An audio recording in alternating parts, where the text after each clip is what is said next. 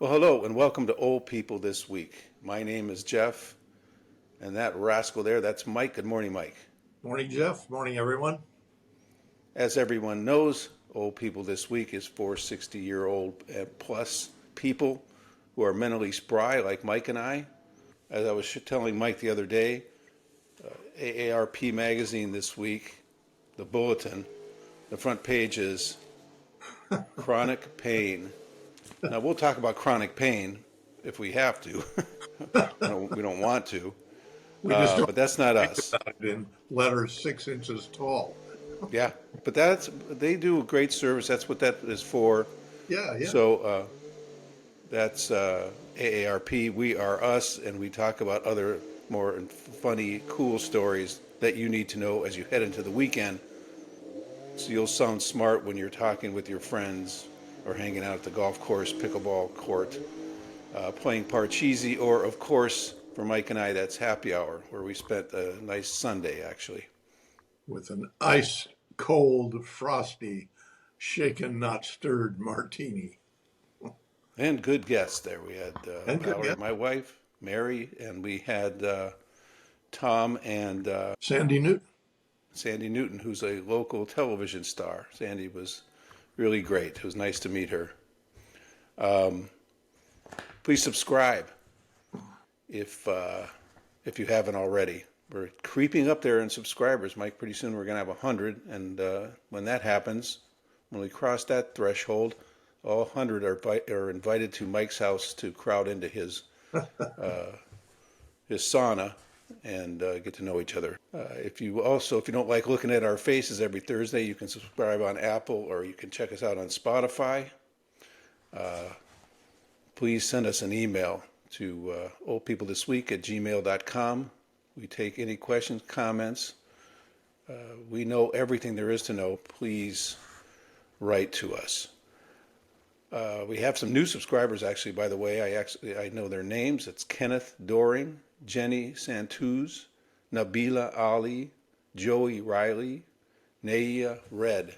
So if any of you or all of you are watching or listening today, thank you very much for subscribing. We appreciate it. Yeah. We did get one comment. A viewer or a listener wrote to me and said that he thought that Alex Baldwin deliberately shot that cinematographer.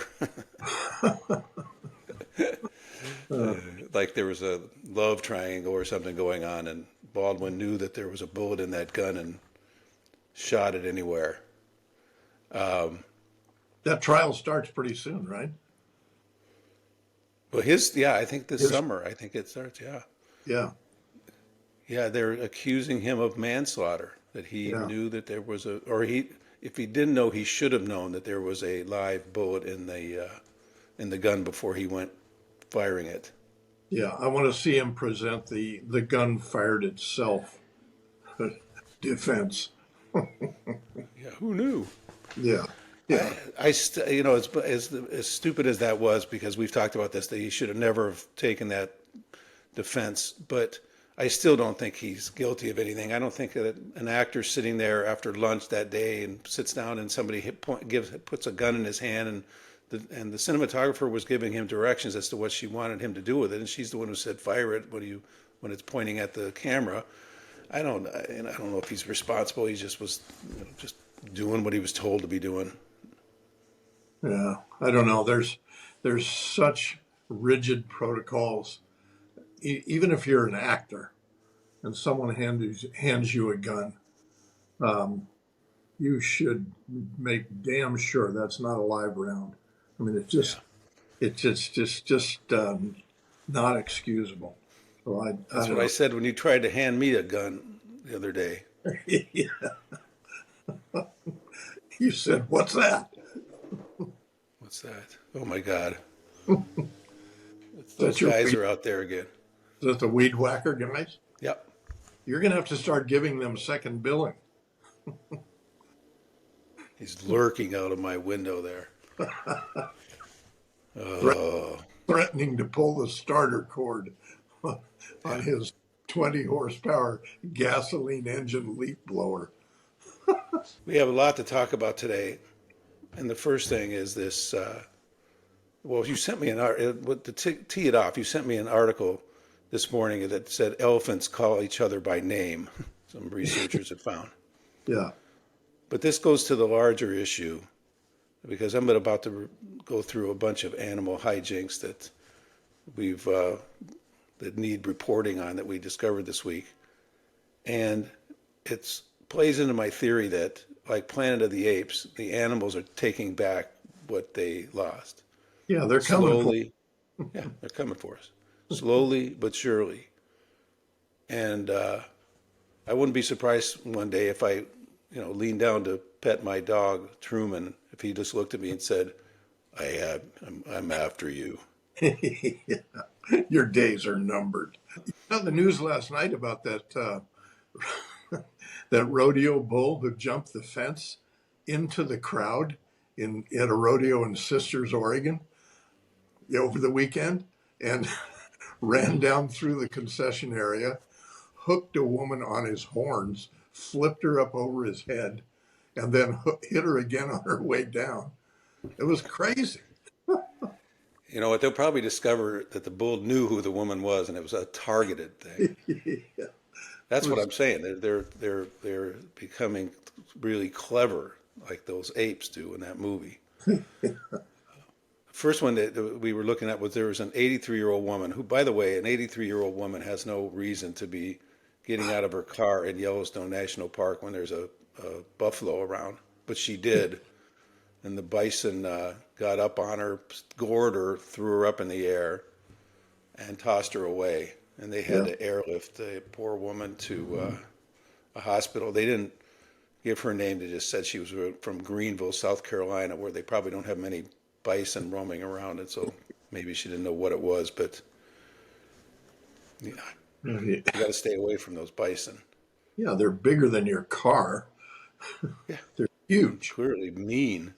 I Yeah, saw they're one very, in Yellowstone Park when I was a kid. My dad, mom, I, and my brother went to Yellowstone National Park, and we were there, and I was meandering around in the hotel there, and I went out the back door, and I saw a bison standing there, and it was magnificent. Actually, it didn't do anything. It didn't chase me around or anything, but I thought, oh my God! But yes, they are huge, big as Cadillacs. yeah, yeah. Another story was in Pennsylvania. There's a suburb of Harrisburg, which is the capital of Pennsylvania. I don't know if you knew that, by the way. I didn't. I consider myself enlightened now. Okay. It's not Philadelphia, it's Harrisburg. And in their suburb of Camp Hill, suddenly the citizens start calling the cops and saying there's a gigantic bear roaming around. So the police, everybody panics, and they tell the people to get in their homes, close the door, and stay there until they can capture this thing. Well, they chase it around, and it climbs up a tree, and they shoot it with some tranquilizers. And then, of course, I don't know if they thought how much they thought this through, but once it was full of tranquilizers, it fell out of the tree. Yeah, what goes And up must come down. now they thought they were going to be able to catch it in a tarpaulin, in a tarp, a blue tarp that a bunch of guys are holding around, and of course it goes right through that. I would have roped it. I know you would have roped it. You have that whole story of you and your dad and roping a bear and putting it inside of a police car. I remember that story, and then the thing tore apart the police car. Absolutely destroyed it. That was the highlight of the whole event. Yeah. That took place in Montana. No, I was in Eastern Washington. Where's Yellowstone Park at? Is that in Montana? That's in Wyoming, Montana, Wyoming. That's right. It straddles two states. Okay. Yeah, yeah, All right. The best animal story of the week. A family goes to a safari park in Texas, and the dad's driving. Mom and the little girl, Paisley is her name, like she's 4 years old, gets in the back of the pickup truck. And they're going yeah, to sit there in the back of the pickup truck as they're driving through the safari park so they can feed the animals. They stop when they see a giraffe. Giraffe comes over. Giraffe sees the food in Paisley's hand. Well, the giraffe lunges for the food, but gets Paisley and in his teeth and her shirt in his teeth and picks Paisley up out of the pickup truck. The mom flips out, of course, and the giraffe drops Paisley. That'd be pretty terrifying. You Yeah, see a giraffe swinging your kid around by the collar of the shirt. big long neck. See, I wonder if that's Paisley, but they all made it out. There was some innocent mistake that the giraffe was just going for some food. When Yeah, you you and I know now that this may have been a premeditated attack. yeah. It was a it was a trial run. All the other animals in the park were probably sitting back there. Nice job. Yeah, taking notes, taking videos, doing their research. It's one thing to have a giraffe grab you. You don't want a lion jumping in there and grabbing you. No, no. So the next day at this park, um, it was called the Fossil Rim Wildlife Park in Glen Rose, Texas. The very next day, new rule from the park administration: guests are no longer permitted to ride in the bed of a pickup truck. Well, that ruined it for the South. Ruined it for every redneck who wanted to be up close and personal with a wild animal by getting in the back of a pickup truck and going to a safari park. But better for the safety of us humans, because as we are discussing, I think this is all a giant animal plot to come get us. Okay. They found these giant venomous flying spiders with 4-inch legs in New York area as they spread across the East Coast. And I have a picture of it here, and you can see they are the scariest thing in the history of scary things. They're called Loro spiders. And they fly, they make a parachute out of their cobweb, silk cobweb parachute, and they fly around. Get out of here. Yeah, no, that's how they migrate. And I guess Yeah. they came into the country somehow on a cargo ship or something, and but now they're they're moving up the East Coast. But I do not want a 6-inch spider flying up and landing on me.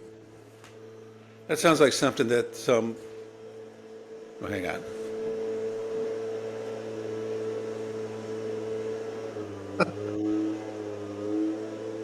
He does that.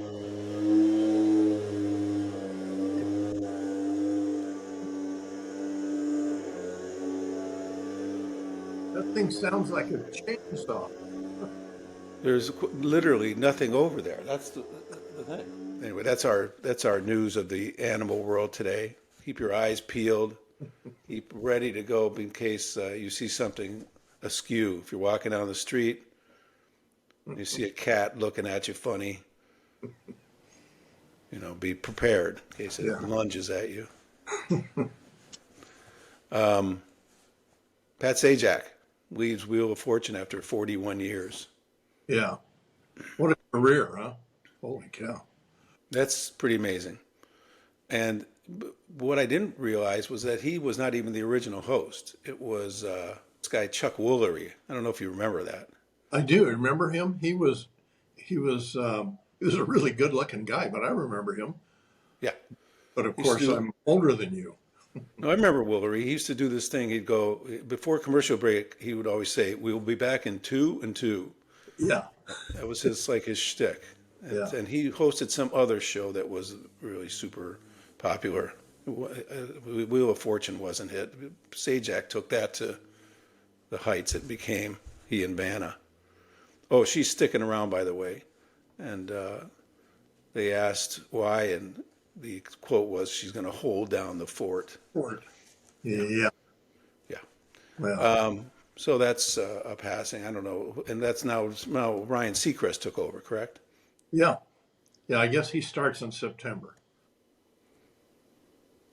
I think Seacrest would be perfect for that show. He'll do it for 41 years. He'll do it for 61 years. Yeah. How does he balance that with everything else he has going, though? God, he does the New Year's Eve show. He does American Idol, and I don't know. Well, when he worked for E, when I was there, he did the radio show in Pacific time at like 4 a.m. till 9 a.m. And then he would do, around 11 o'clock, he would record E! News. And then around 1 o'clock, he would go to CBS Television City in Los Angeles, where they taped Idol at the time. Jesus. And then he, he had, in between that, he had a bunch of other things going on too, endorsements he did and Yeah. other kind of little money making schemes he had. So he was really busy all the time. I imagine they'll set up a taping schedule for him that's easy. For one thing, with Wheel of Fortune, they may tape more than one show a day. It may be one of those television shows where they can tape 2 or 3 a day, and so he doesn't have to do it more than once a week, say, to tape enough. Yeah, they did a kind of a highlight or a recap, and that's what they said on in this recap, that they shoot like 4 or 5 a day. Yeah, So Sajak and Vanna would go in and spend 2 days, and they'd have like a month's worth of editions shot. So yeah. It was like I don't know if I've mentioned this to you before, but when I was young, I saw a tape day for the show Hollywood Squares. Do you remember that? oh yeah, yeah, Charles Nelson Riley and all these people, and they would tape 5 shows in one day. wow, So they would shoot 2 shows, then a lunch break, then 3 in the afternoon. And the story was the sort of the humorous part of it was that the afternoon shows, the ones that were taped after their lunch break, were always better or funnier because they'd go out and they'd have a glass of wine or something at lunch, and they were just looser in the afternoon. I can imagine. Or they all have hip flasks. The the granddaddy of doing that, the most effective producers ever in Hollywood were the team that did the show Hee Haw, because they would tape a year's worth of the show in one like 2-week period. They would gather together all of those, Roy Clark and all Yeah. those people and Minnie Pearl and everybody, and they'd bring them all to Nashville to a stage. They had everything written out, all those little skits, all the little music things, and they would just mass shoot it for like 2 weeks and then hand it to the editors, and they cut together that show, and so it could air the rest of the year. That way it didn't impede on anyone's schedule. Schedule. Wow. That's pretty amazing. Don't go to Nebraska for hospice care. Is this story the best? The 74-year-old woman, she's in Waverly, Nebraska, at a place called the Mulberry Home, which is, one of those. Of course it is. Yeah. And for some reason, some of the staff from the hospice, they go into her room and they decide that she's dead.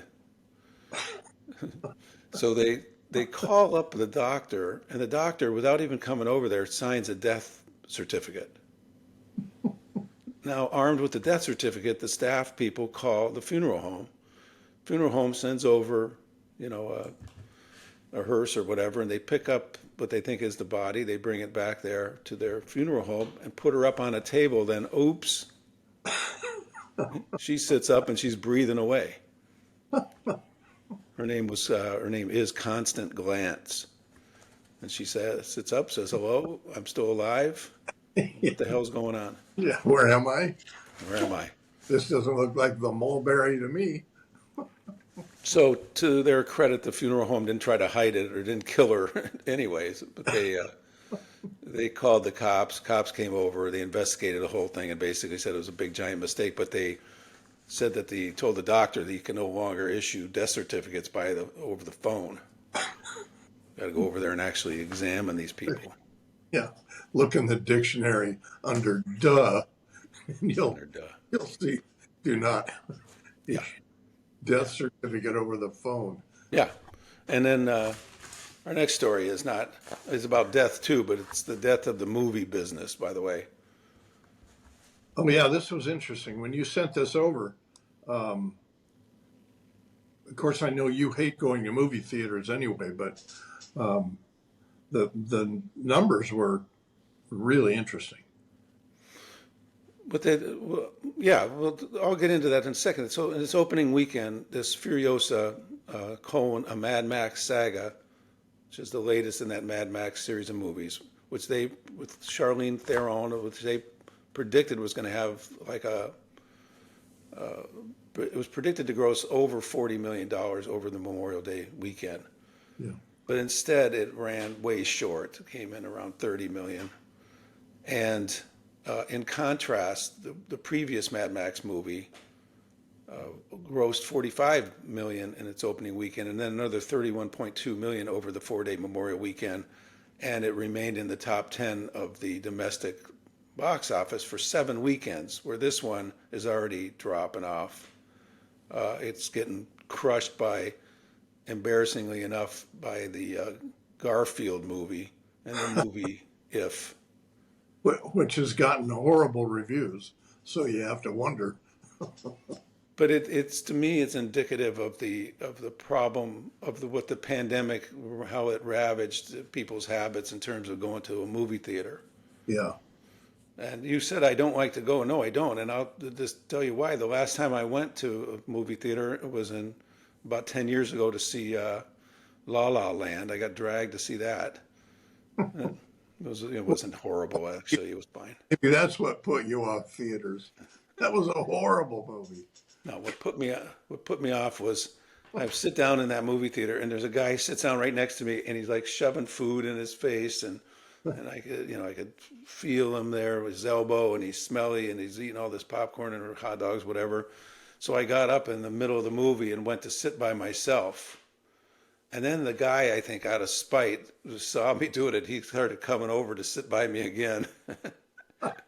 So it's like this road rage incident inside of a motion picture theater.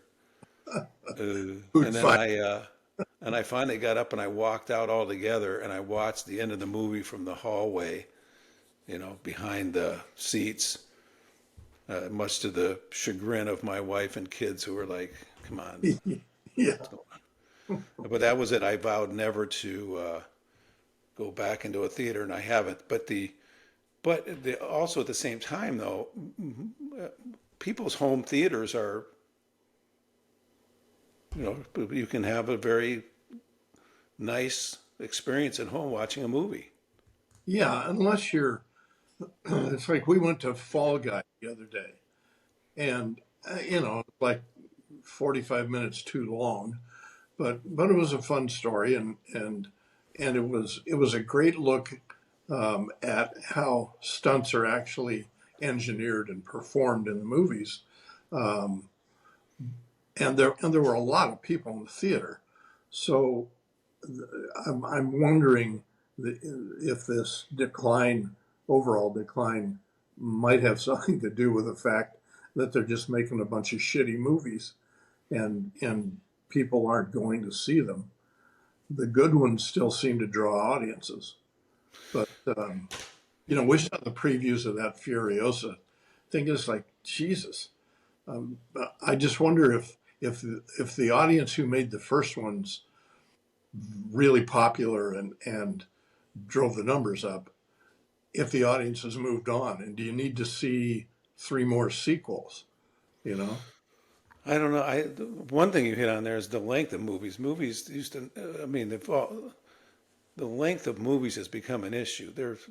No one makes a movie or releases a movie that's under 2 hours anymore. No, they're all 2.5, 3 hours. I mean, And that's a long sit. for old guys like That's why us. I'm at home. I can get up, just pause it, take a pee, get something to eat. Yeah, You're not pausing anything at the motion picture theater.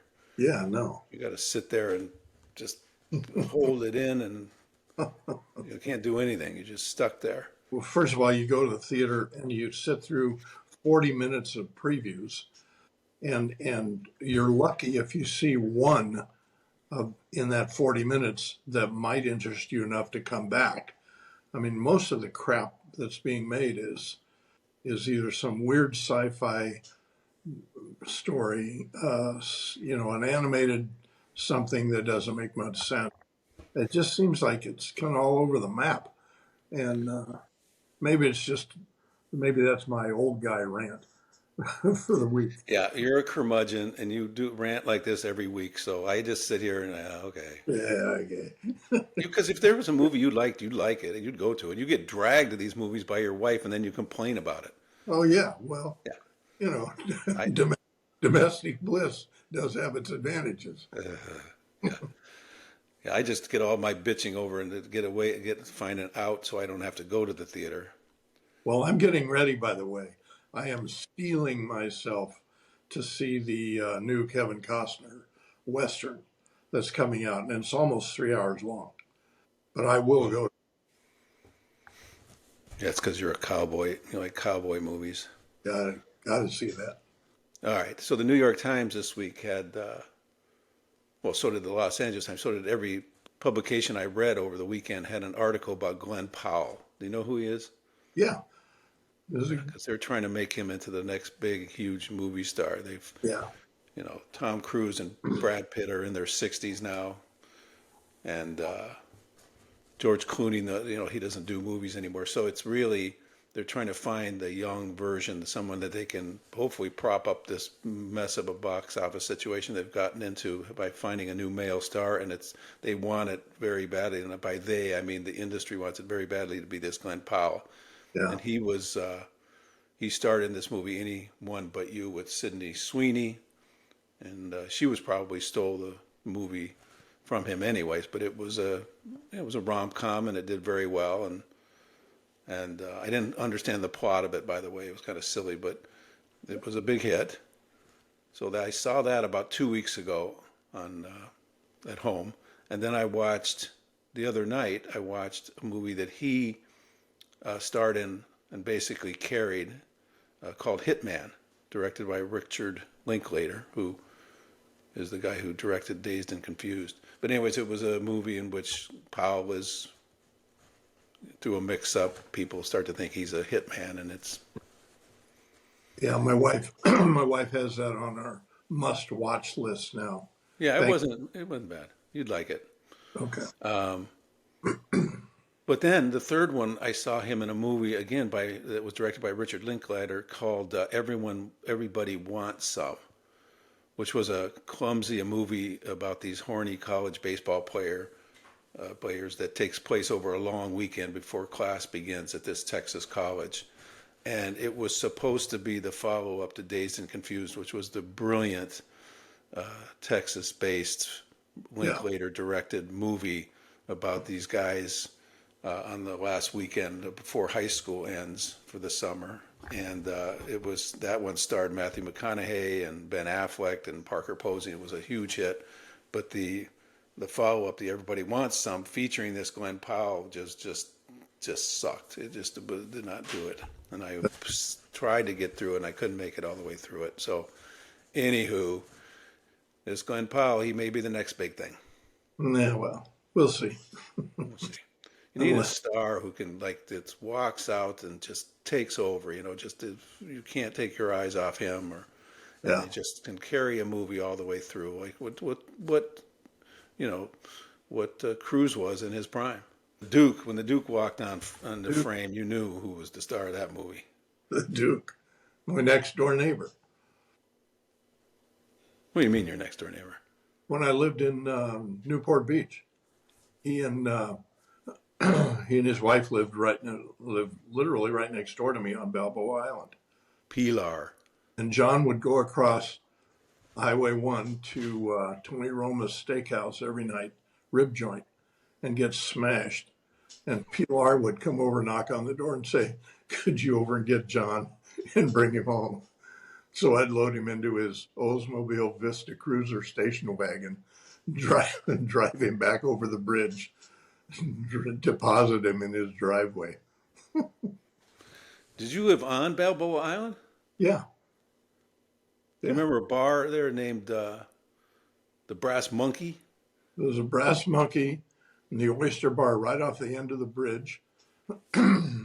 Yeah, that was. We used to go down to a place down there called Charlie's Chili over on the other side. Was the Duke he goes smoking cigarettes and drunk and Well, he just drank drank his bag off every night. I mean, and a hell of a nice guy. He was a good guy, but he just drank too much. wow, that's a pretty good story. Yeah, the Duke he no that guy could carry a movie. I'm not sure if Glen Powell has that I don't kind think of he had charisma, the gravitas. Yeah, the swagger. yeah, And speaking of swagger and guys on in the media, I saw a picture yesterday of Guy Fieri, and I'm a big fan of Guy Fieri. I admire him. I like the show, the Diners, Drive-ins, and Dives every Friday, yeah, at 4 o'clock or so. I turn on the TV so that it's on, and I can watch it, even though the segments, some of them they replay over and over again. yeah. But man, this picture, he's looking raggedy. Your hair looks a lot like his now. Yeah, but he with this picture, I'll see if I can find it and post it. It's there was like darkness underneath there from his scalp, and then there's clumps of this white hair sticking up, and then his beard was it's now kind of half gray, except for this part up here that it's yellow somehow. He dyes it with some weird yellow thing, and then and the overall effect was like that he just stumbled out of bed and didn't have his hairdresser around there to get him properly ready to have his picture taken. Yeah, So he looked kind of ragged. I feel bad for him. It's going to be because you got to get to a point with that's your shtick. You cannot do that at 60, and he's 50. How old I think he is? He's like 56 years old. yeah. Well, he just signed a $50 million deal with the Food Network, so he's going to work for a few more years. Yeah, he's got like 20 shows on the air.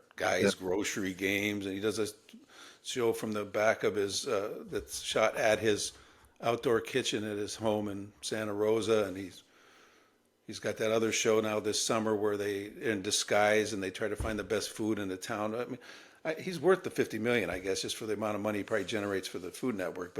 yeah, But personally, he's going to have to do something because you will jump the shark at some point if that's if your shtick is to try to look hip and cool with a white, stuck up platinum hair and you're 60 years old. It's just not going to work. yeah. No, Anyways, he was, by the way, the one of his restaurants was the subject of the most ripping, negative review I've ever read in the history of restaurant reviews. When this guy from the New oh, York Times decided to eat at his restaurant in Times Square that was called Guy Fieri's American Kitchen and Bar, and yeah, then spent about 2,000 words just ripping the hell out of it.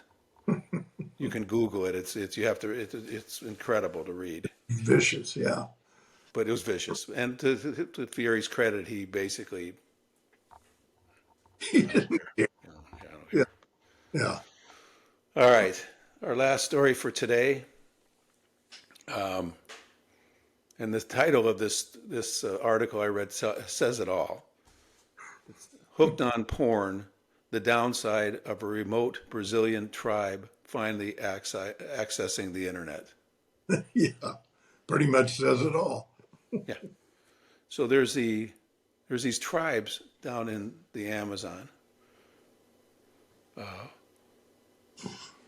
and they are literally, and this is 2024. There's tribes back there that are still living completely cut off from civilization. Yeah, Well, one of them was called the indigenous Marubo people, Marubo, Marubo people, who lived off the grid in these small little huts and small little villages on the Amazon River or near the Amazon River. Well, Elon Musk, thinking he's doing a good deed, sends down his Starlink internet service to these people. So basically, representatives of Musk carrying these gigantic satellite responders go to these remote villages and set them up so that they can access the internet. On the good side, the tribe, the Marumbos, embraced the technology, and they said it's been a lifesaver in terms of they can call for help when some boa constrictor tries to eat them whole, and they can stay in touch with faraway relatives, and they can know what's going on in the rest of the world, especially in Brazil, in their own country. But there's always a but in technology. The tribe members have become, quote, lazy, reclining in hammocks all day, glued to their phones to gossip on WhatsApp and chat with strangers on Instagram. Wait till they get your address. Wait till they get. I'm going to try to get them to subscribe to this podcast. We'll tell them. We'll give them advice. They can ask us how to segue into the new society. They also, these young guys, are engaging in aggressive sexual behavior after being exposed to pornography. Before Elon Musk and his technology got there, even kissing in public was considered to be crazy scandalous to these guys in this tribe. Now they're running wild. So the elders had to step in for this tribe, and because not only are they, acting out and chasing women around, going crazy in the bush, but they stopped hunting and fishing. And this is not a place. There's no Ralph's down there. There's no going to a grocery store in the Amazon backwoods. You have to hunt and fish every day, or you don't have food. You die. To live, And yeah. they've stopped doing it. They stopped going hunting and fishing. So the elders are all pissed off. So they said, you can only get online for a certain amount of time a day. So I thought that was sensible. But here's what they said: you can be on 2 hours in the morning, 5 hours in the afternoon, and all day on Sundays. So it's not Today. yeah, that's not really limiting it. That's 7 hours during the course of a day, and then all day on Sundays. You can get into a lot of trouble on the internet during those 7 hours. And starve to death. And starve to death. Yeah, the tribe starves to death, and these guys are chasing women around in the backwoods of the Amazon. This is why well, I'm not going to complain about the internet. Here we are on it, and Yeah. we're beneficiaries of new technology. But man, it should almost come. They should almost have spent a few months trying to teach these tribes people some Criteria are buried. yeah, put in some frame of reference for what they were about to see. Because they didn't do anything. They just let them run loose on there. They're all over the dark web now buying drugs probably in cars or whatever. Yeah. Deliver my car up the Amazon. Yeah. Yeah. I don't have any roads here, but it's okay. I'll be the guy in the loincloth waving at you. All right, so we learned a lot today. We learned that animals are not our friends. You have to watch out for them. Yeah. They're after us, and there's no two ways about it. If you're in Nebraska, don't get sick in Nebraska. Stay out of there. Otherwise, you'll find yourself, buried or cremated if you're not even dead yet. On a slab. On a slab somewhere. And if you're looking for the new movie star of this guy, Glen Powell, he's supposed to be it. So let's give him our support. We'll see what happens. So all that, we've learned a ton today. And of course, we want to leave you with, please subscribe. If you subscribe, and when we hit 100 subscribers, all 100 of you are invited over to Mike's house to get into the sauna and have loads of fun. Send us an email to oldpeoplethisweek@gmail.com. So as we want to hear your questions and comments. If you don't want to see our lovely faces on Thursday mornings, then go to Spotify or Apple Podcasts where you can hear us. rather than see us. And other than that, have a good week, Mike, as always. Jeff, take care. We'll see you Sunday.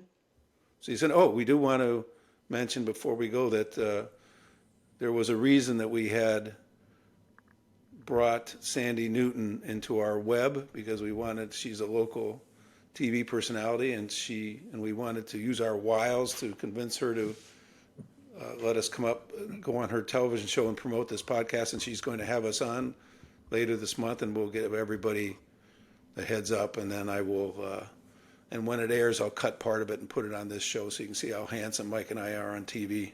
All right, Mike, take care. All right. Take care. Goodbye, everyone.